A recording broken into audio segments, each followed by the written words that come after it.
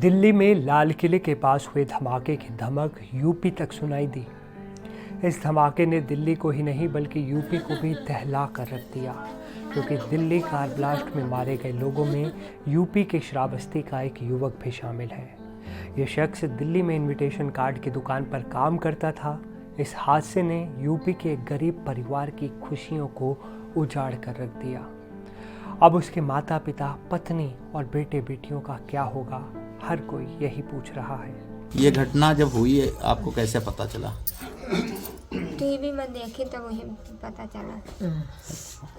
कितने बेटे हैं आपके और बेटी कितनी है? 2 बेटी 1 बेटा। और क्या सहारा है? क्या कितने सालों से वो वहाँ रह रहे थे दिल्ली में? 10-12 साल से रहा था। अच्छा, वही एक कमाई का जरिया थे कि इसके अलावा कोई है आप लोगों का सहारा? कोई नहीं। इस बार कितने दिन पहले गए थे घर से? 10-12 दिन के बाद पहले गए थे। अच्छा, ये बेटा भी आपका वहीं है ना? हाँ, बेटो हुए। सोमवार रात दिल्ली के लाल किले के मेट्रो स्टेशन के पास हुए भीषण कार धमाके में श्रावस्ती के दिनेश कुमार मिश्रा की भी जान चली गई।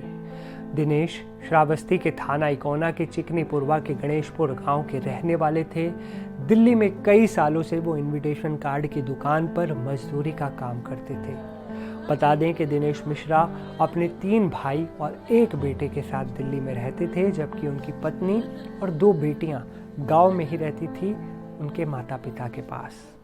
कहीं ना कहीं जो दिल्ली में बम विस्फोट होता है उसकी धमक श्रावस्ती में भी सुनाई देती है और श्रावस्ती जैसा छोटा जिला दहल जाता है और दिनेश का परिवार जो मातम में चला जाता है। हमारे साथ उनके पिताजी भूरे जी मौजूद हैं। आइए बात करते हैं कि लगभग वो कितने साल से दिनेश वहाँ रह रहा था। क्या नाम है पहले? जी, भूरे नाम। जी, ये बताइए दिनेश जो है दिल्ली में कितने सालों से? 10-12 साल। क्या करते थे?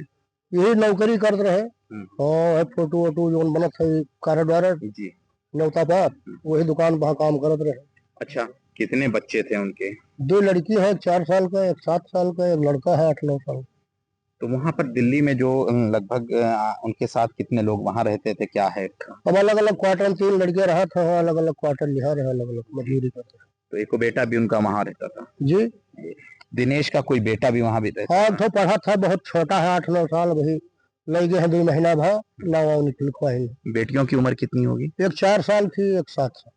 अच्छा, अब जब ये आतंकी हमले की भेंट चढ़ गए यानी उनकी मौत हो गई, तो अब परिवार का सहारा क्या? अब कौन सहारा है? हम लोग कुछ कई पाई तो करबे न, कुछ सरकार मदद कर पाई तो कह दी कहा कहा। दिनेश के पिता भूरे ने बताया कि जब उन्होंने टीवी में देखा कि दिल्ली में लाल किला मेट्रो स्टेशन के पास कार धमाका हुआ है, तो उन्होंने अपने बड़े बेटे के पास फ़ोन मिलाया और सब बेटों की जानकारी ली, लेकिन दिनेश का फ़ोन नहीं मिला। काफ़ी तलाशी के बाद पता चला कि दिल्ली कार ब्लास्ट ने दिनेश की भी ज़िंदगी छीन ली थी। दिनेश दिल्ली में काम करके जो पैसे कमाते थे उसी से उनका घर चलता था गाँव में, लेकिन सोमवार रात कार ब्लास्ट के बाद उनके परिवार का ये सहारा खत्म हो गया।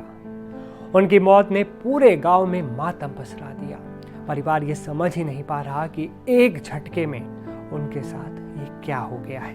हमारे बेटे हुआ रहत रहे 10-12 साल से, तो हमारे हुए गए हुए बहुत होएगा दगी गए, तो यहाँ टीवी में न्यूज देखागा तो फ़ोन मिलावागा, तो उनके मोबाइल स्विच ऑफ रहा है। बड़े जन के फिर मिलाएं तो बताएं कि मोबाइल स्विच ऑफ है, तो मोबाइल वाला जो पाएगा तो उन बताइस कि वहीं गए वही बम यहाँ छोटी के उनके मौत होएगा। कितने बेटे थे उनके और बेटियां कितनी हैं? 2 बेटियाँ हैं, 1 लड़का है। क्या करते थे दिल्ली में? मजूरी करते रहे, जैसे दुकानें अब कौन परिवार का सहारा है? अब कुछ नहीं सहारा है, कुछ नहीं सहारा है। 2 बेटियाँ हैं, 1 लड़का है। वहीं दिनेश की पत्नी रीना ने रोते हुए बताया कि दिनेश 10 से 12 सालों से दिल्ली में काम कर रहे थे। वो अपने परिवार का इकलौता सहारा थे। उनकी 2 बेटियां और 1 बेटा है, लेकिन दिल्ली बम ब्लास्ट ने उनका सब कुछ छीन लिया। दिनेश के पिता का हाल भी बहुत बुरा है।